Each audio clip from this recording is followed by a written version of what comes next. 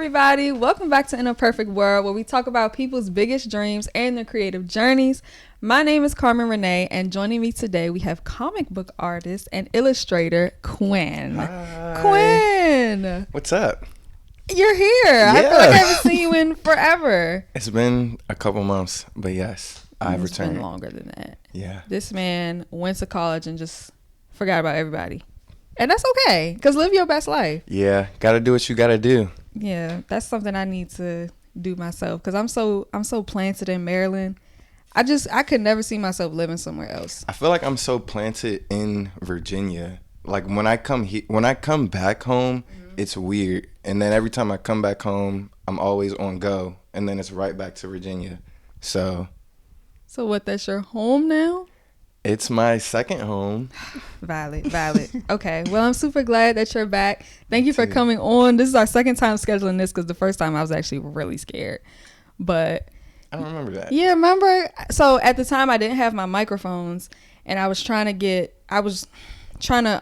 take a shortcut and get like one of those wireless mics. Oh yeah. Remember? And then I bought $120 mics, and they weren't compatible with my phone. I do remember that. I was like, you know what? This is not going to work. Real bummer. Yeah. So, okay, but you're here now. You ready to get into it? Yes, ma'am. Okay.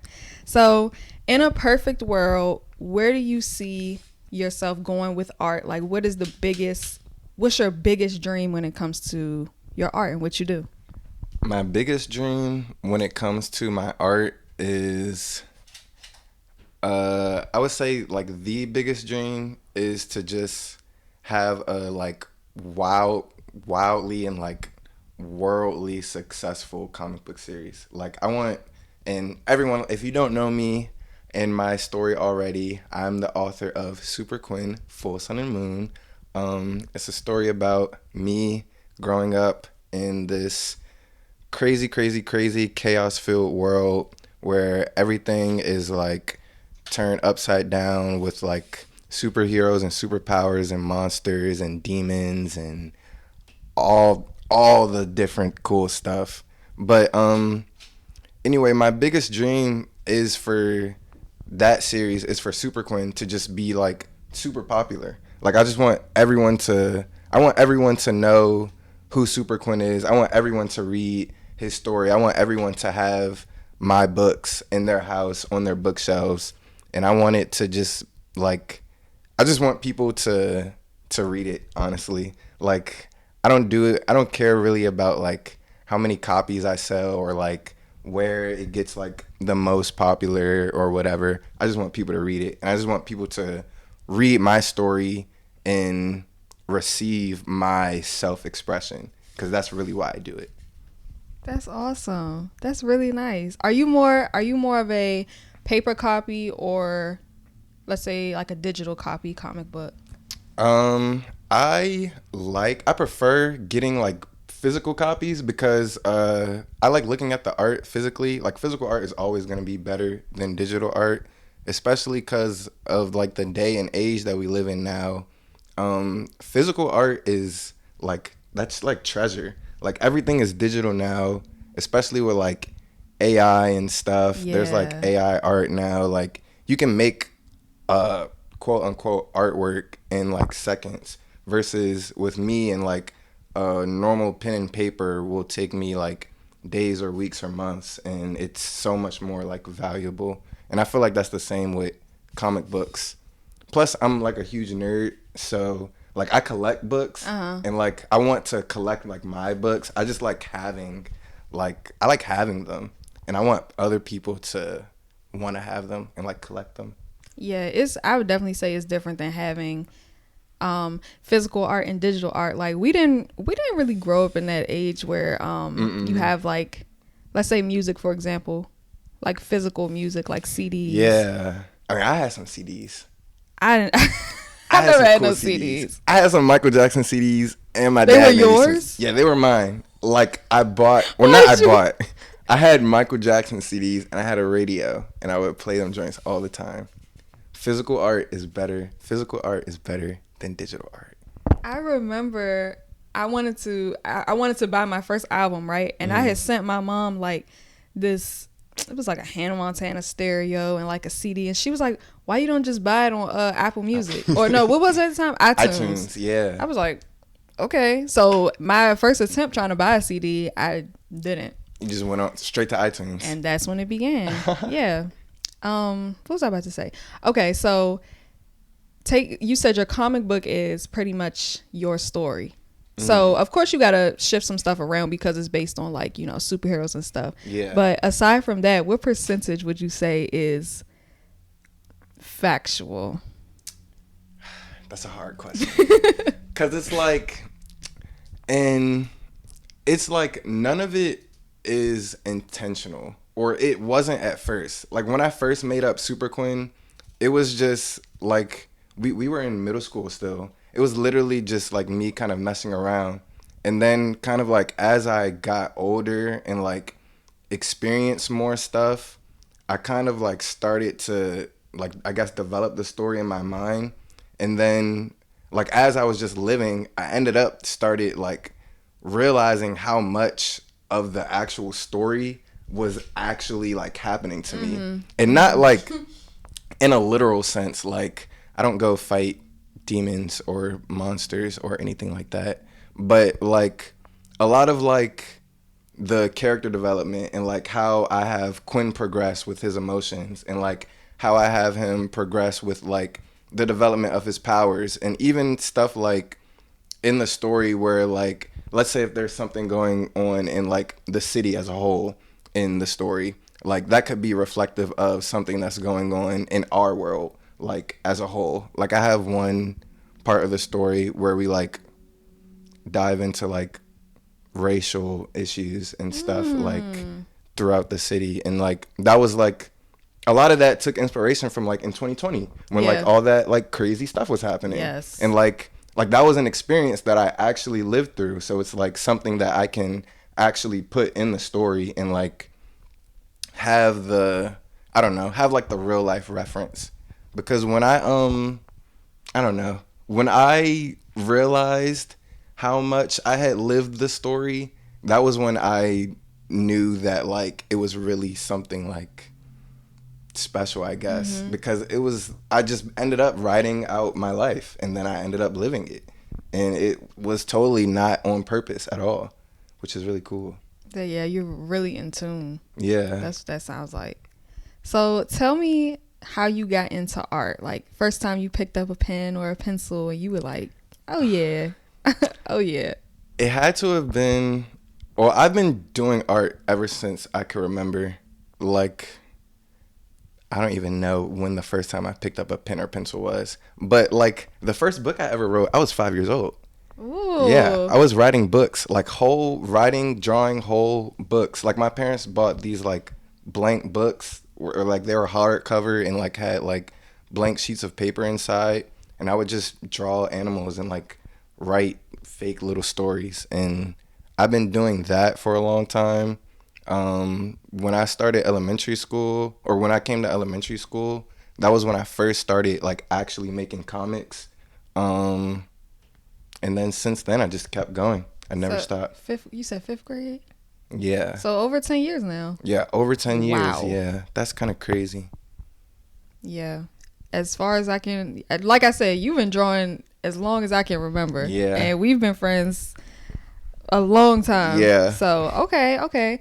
So how do you, we got into the storyline a little bit, like how you create the storylines. Yeah. Some of your characters are based on people that, you know, you interact with, people that you know, but of course you can't do it verbatim. So like, how do you create those characters, like appearance wise, personality wise, if that makes sense? That's a great question. I don't know how to like answer it simply. For the most part, like you, for example, and your character, you are in my life, so it's like most of the people who are like directly close to me, I just give them characters just because like they're close to me and they're my friends. But everybody's character like serves like a role or like an importance in the story. I think that's what I figure out first. I think I figure out like who I want to be a character, and then like I've asked you like what powers do you want? before. Oh, you have asked me that. And like when I ask people that, when I ask you like what powers would you have, or like what kind of superpowers would you like I'm just gonna give that to you in my comic. Like you can get whatever you want. And I think you told me you wanted invisibility, and like that's like your actual power now. Wow. Yeah. And so like it starts with the power, and then whatever power my friends want, I give it to them. Then when I design them, it's mostly from picture reference and I guess like how I want everyone to look like in the style of the comic book. But most of the time I'm just looking directly at like pictures of you, pictures of me, pictures of Carlos, and just drawing the designs from that. And then yeah, after I design, you guys become part of the story. You guys become real. You know, it's funny.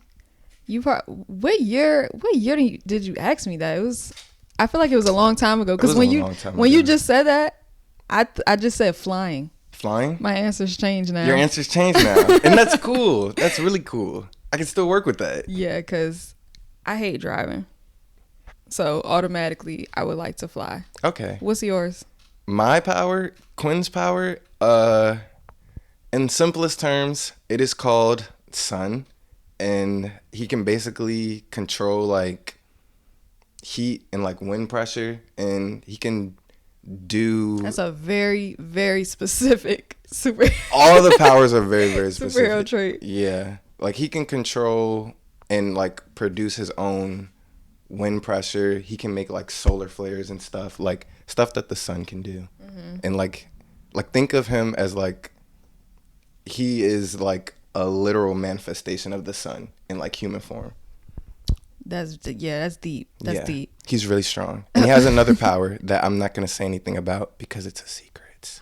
He did say he had a lot of secrets when he got in here, and I said this is the perfect place to share secrets. Okay.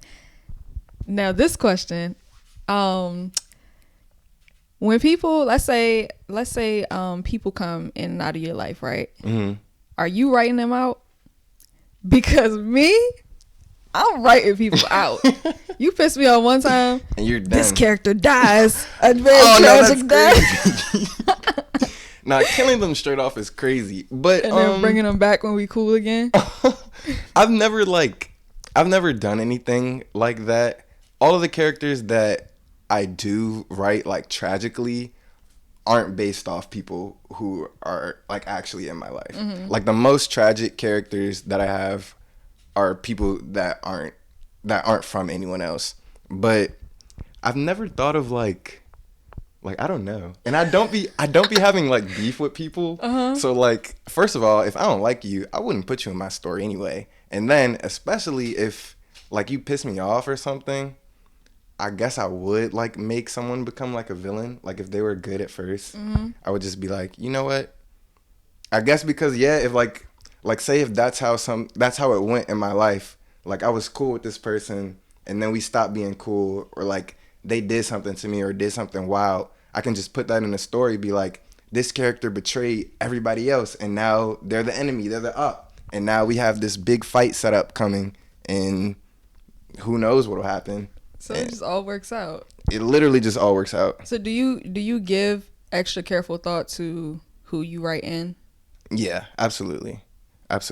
Because like I said, because everyone in the story fulfills like a certain role. So I gotta be careful like who to give certain roles to. One, because like what if that role doesn't really fit that person, or like how that person wants to come across. It may fit like how I perceive them, or like how I want to use them to like develop the story, but like the characters are still like people, like they're still us. Yeah. So it's like I gotta keep it at least like I have to keep it at least a little bit rooted in how things actually are, which I think I do a good job at doing. Okay, so what is your biggest obstacle when it comes to writing, drawing, coloring all of your comics, and how do you get through that? I think my biggest obstacle is definitely time management.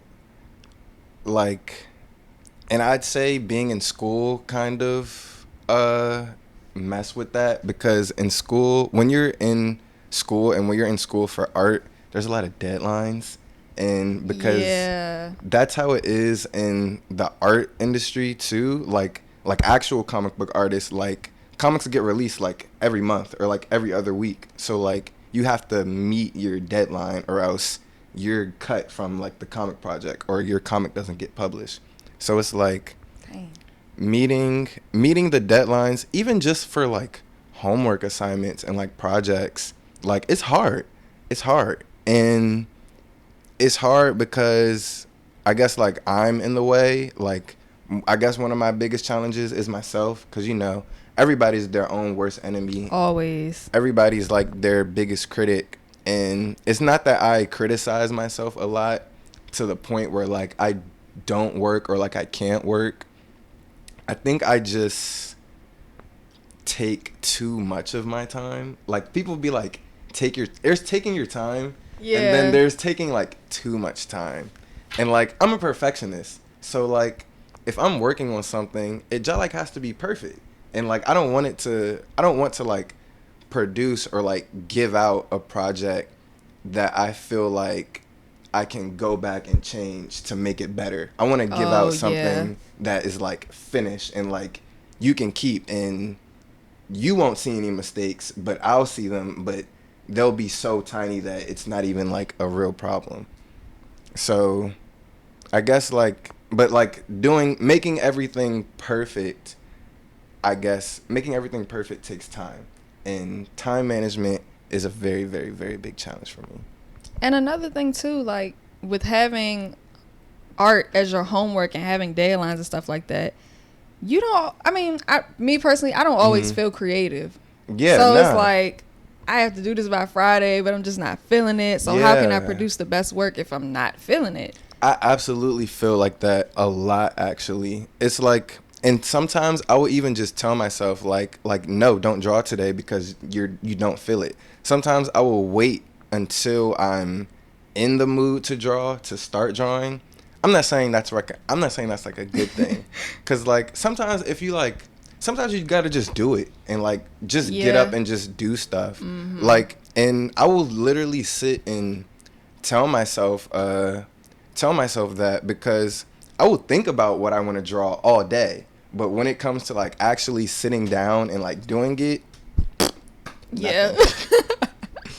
I'm the same way. And like I feel like one very minor reason that like, because you know, for a very long time I wanted to do news. Yeah. I wanted to do news, Fox 5 News to be very specific. Real live Fox 5. Right.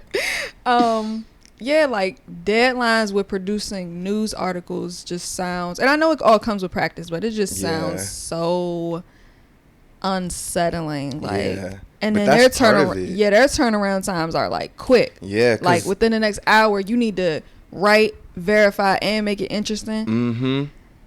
Because stuff gets published like every week. Yeah, and then you have to be quick to up. It's the verification. You got to be quick to update stuff and verify, and you got to go to the scene, and it's a lot. And you know what else I also learned about it? I don't know if it's the same with like news and like production and stuff, but like we have like editors or like people who are like give us like the final say on like what works and like what doesn't work. So that's like another level of like challenges to like when I'm working on projects, because like I could spend like a week doing something, then send it to like my teacher or my editor, and then they're feeling something completely different about it, and then I'm like, oh well, now what? So then you have to fix it. Yeah, I gotta fix it. Like, and it's literally just as simple as that. Just fix it. So how often do you get revisions back and you like, I don't like that. Like, I don't agree with that. It is what I made it. I don't get harsh revisions a lot. I mean, my teachers really like my stuff. They think I'm really good. So they don't give me like too like harsh like critiques or whatever. It's mostly just stuff to like fix or like edit to make like the final product like as easily to read as possible. Because with comics specifically, that's what you want. That's what you want your audience to feel like. You don't want your audience to have a hard time reading your comic, because then they're just gonna get confused. Like then they're not gonna like reading it. And people have very short attention spans. Yeah. I'm one of those people. If I don't understand something, or if the quality is low, I just can't. I'm supposed to be able to look at this immediately and read it and understand it. Yeah. People will put that book down so fast. So that's good. But like that's like, and like doing that is a skill, because even in our school, even in our major, creating like just one comic page that's like super easy for someone else to read, like that's hard. And the only way I learn like if the way I'm drawing and like if my stories actually work is from the feedback I'm getting from like my editors and like my teachers and stuff. And that's how I know what's working is like really working, because if they like it and if they don't see no problems with it, then it must be good. Yeah. So given everything, because you just graduated, congratulations, you walked the stage. Hey, I need to walk the stage at some point. I'm actually going back for my master's. I don't know if I told you that. You didn't tell me that. That's good. Times are hard. Are they paying you? No. That's a good question. They're not giving you nothing? Nah. To do your master's? Damn. But it's okay. Yo, the look. You know how dogs look and they be like, that's how you just look. When you said, are they paying you? So with everything that you've learned at school, would you keep your same major? Just restate what your major was at college. And would you keep that same major with everything that you've learned and everything that you know now? So my answer, 100% yes. I just graduated from Virginia Commonwealth University, VCU School of the Arts. I'm a communication arts major. What that means, big stupid fancy words for. It sounds cool. Yeah, it does sound cool. We call it comm arts. What it means is just narrative and art. So basically making art to tell stories or to tell a narrative, to communicate stories, communication arts. But absolutely, I love my school. I love my program.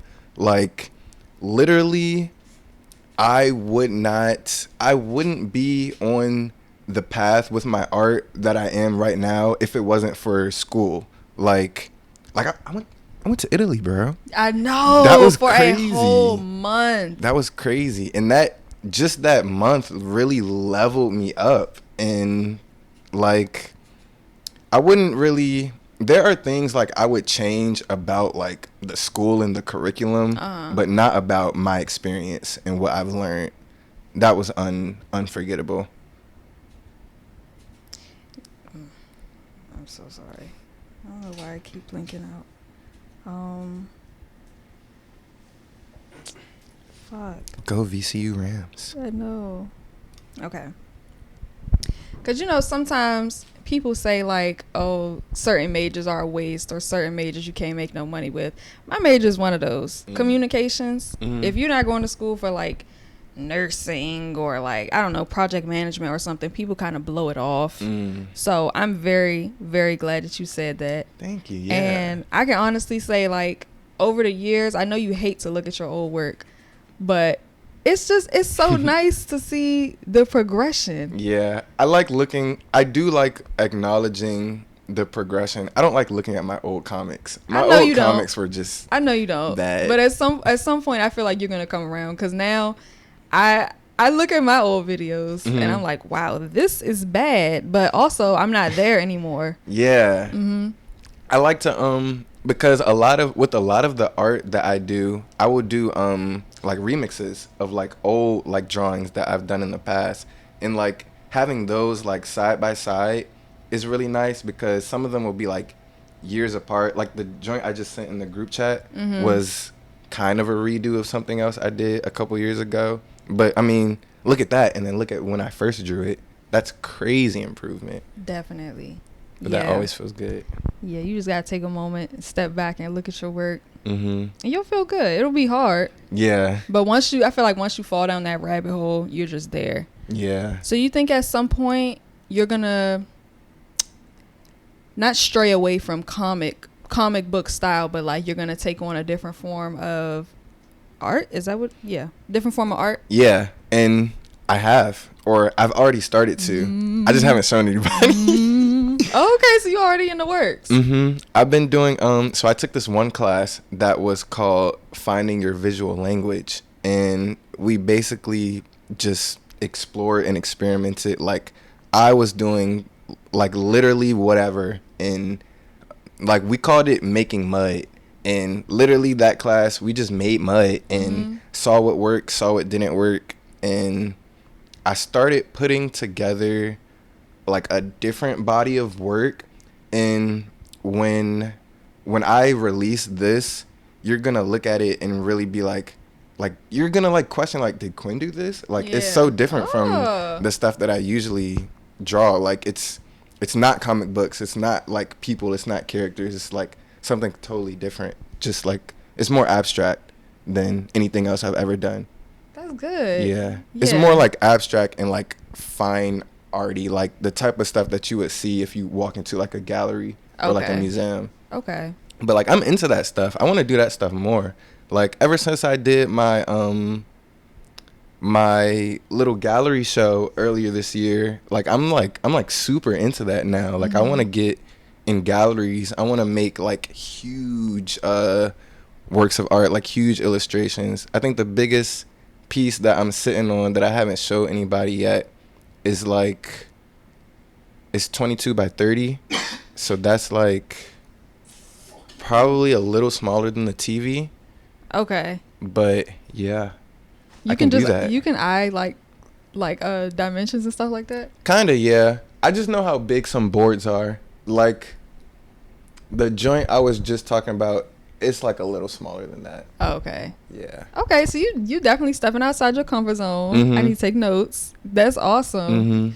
To have people like, did Quinn make this? Like, this is showing you that you can do different things and you can master different things. And I want to cool. Yeah, I want to show people that like obviously I'm the comic guy, but like I do definitely so much more than comics. Like, and you'd be surprised. Yeah. Don't be holding out. Soon. I will stop holding out soon. Okay, so what advice would you give to somebody who wants to go to school for an art-related major? So, like, let's say they want to do dance, chorus, creative arts. Yeah. But, they're probably receiving, like, not the best feedback. Go to school for something realistic. Go to school for something that make you some money. Yeah. Advice for that. And did you go through that? Yes, I did, but not as much so from other people and like outside forces as it was coming from myself. I'm trying to remember, because when I first went to school, I thought I wanted to be like a full-time comic book artist, but then like as I'm going through school, I'm learning like it's kind of really hard to be a full-time comic book artist. Like, there's no way I'd be a full-time comic book artist without being broke or without having to have 2 or 3 other jobs. Wow. And then, but like, that's real. Like, that's super real. And that's stuff that I learned through school. But, and I'm not going to lie, a lot of it did discourage me, because there was like a specific point where I reached like I was like, I don't want to do this anymore. Like, I don't want to do art for other people anymore. I don't want to do art for work. Yeah, that was recent. Like, I stopped taking commissions. I don't like doing commissions anymore. Like, I stopped applying for like art jobs or like jobs where like I would be like actually working. And it's not to say that like there's anything wrong with working like in the industry, and like there's absolutely, my advice to anybody who wants to pursue like a professional art path, there's absolutely nothing wrong with any path you take, because any path that you develop for yourself can work, because I've seen it work. there's so many like alumni and like successful artists that come through the school and come back to my school who are maybe not, they're not like super famous or like Nobel Peace Prize, no, Right. whatever awards are, whatever awards it is, but like they're happy and they're successful and like they're doing what they love to do, and that's making art. So my advice is, as long as you love to do it, and as long as nothing can genuinely break that spirit, because a lot of things, I've had a lot of things break that spirit in me, but even if your spirit gets broken, you'll always find your way back to it. All it takes is just one idea or one piece of paper, and you'll start getting ideas that you never even thought that you could even come up with before. And then all of a sudden, you'll have a whole comic book series that you're getting ready to write and a whole plan for how you're going to produce and market and sell it. And then, bam, you're successful before you even know it. So definitely don't give up when you get discouraged, and just trust yourself. Even if you lose a little bit of your passion or a little bit of your way, just trust yourself that it'll come back, because it will. It always has for me, and it always will. Definitely always comes back. I don't know, when I have like my bad days, like you said, it only takes that one thing to like spark your interest. Yeah. Like I'll be on Instagram or I'll be on TikTok and I'll just see something and be like, oh, I can do that, or oh, I need to get back to it. Because even like, I will have times where like I don't draw or write anything for like, not months, for like weeks or days. And then like all it takes, like even sometimes watching the show, like I remember it was one of the episodes that I watched, I think you were talking about social anxiety.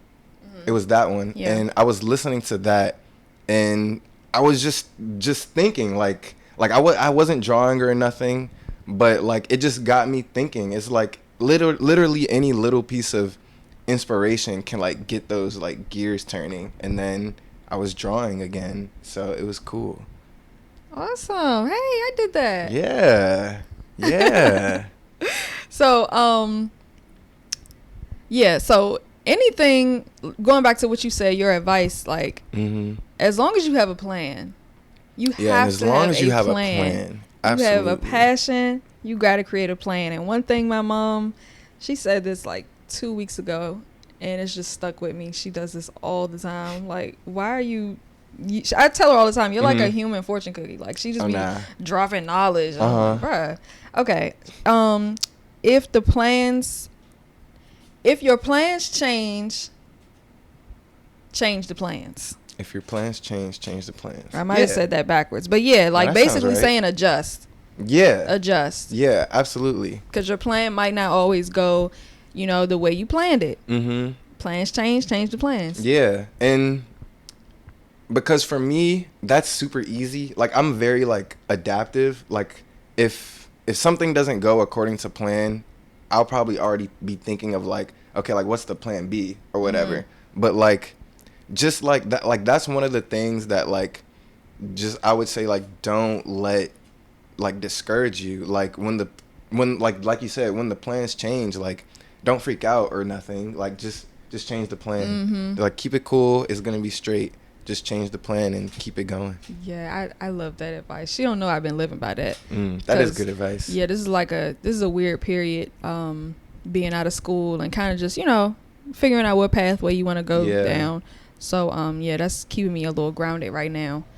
So we about to wrap it up. I know you prepared for this question. What do you have in store for the future? Let's say maybe end of the year. End of 2024. End of 2024. What can I say? Well, first I want to give like a big like mention for my comic book series, Nookie and Quinnifer. 2024 is our 3-year anniversary. This is the 3rd year of the series. We just released our 3rd comic from that series, the last comic from that series. So definitely go to my website and read that. Check it out. I'll put that in the description so y'all can check it out. Absolutely. So that dropped this year. I'm doing a special little side project. I don't know if you remember when we did the first popularity poll with the Super Quinn characters. And we had like won? everybody. Nah, Nikki didn't win. I think Lauren won. Oh, okay. Yeah. And then, but like I had everybody vote and stuff for like just the top 5 characters. Yes. We're going to do that again this summer. Mm-hmm. So we'll have another popularity poll. Everybody can vote and vote for your favorite characters, vote for who looks the best. And at the end of the voting, I'll draw like one like big commemorative illustration to like celebrate and for you guys to have and everything. Also, by the end of this year, I love merch. I love blankets. Hey! Oh my gosh! I really, really, really love blankets. I think that reading with a nice, comfortable blanket is like, that's going to be like such a... That's a vibe. That's an amazing pair, right? So I'm thinking like, I've got some comics to sell. I've got some artwork that I can put on some blankets. Why don't I do a little books and blankets drop? That's a vibe. At the end of this year. That's a vibe. You've been talking about that for a minute too. Yeah. So you finally putting it in motion. Mm-hmm. I have like, because I have so much artwork that can be used now. The artwork from the popularity poll will probably be used for a blanket design too. Mm-hmm. So like, and then that part is on you guys, the readers. So whoever you want to see on a blanket, whoever you guys want to see, vote for them in the popularity poll. I think y'all know who to vote. I think we all know who to vote. Vote me. Vote Carmen. And vote course, Super Quinn. No, of course I'm going to promote myself. Hey, vote me. But yeah, that's super exciting. Mm-hmm. I'm really happy for you. Thank you. And finishing school and everything. And just because, like you said, me and you friends, like we talk about everything. So I know at some point you were a little rocky on like what you wanted to do with art, but it's all coming together. Yeah, it all really came back together. And you're gonna have days where it don't make sense and it's gonna make sense again, but like, yeah, as long as you, because you kind of broke my heart with that one. I'm like, Quinn not doing art? Yeah, I remember that. Just questioning anything because like you've been doing this forever. Yeah, but I mean, it'll always be here and it'll always be mine. Like I'll always have Super Quinn. Super Quinn will always exist. So, yeah. Alrighty. Well, thank you for coming on again. Thank you. Thank you for coming to my studio. It's a perfect world. He came all the way from Richmond, guys, just to come and sit on my couch and get harassed. Well, thank you guys again for tuning into In a Perfect World. Again, my name is Carmen Renee, here with Quinn, Superstar, and I'll see you guys soon.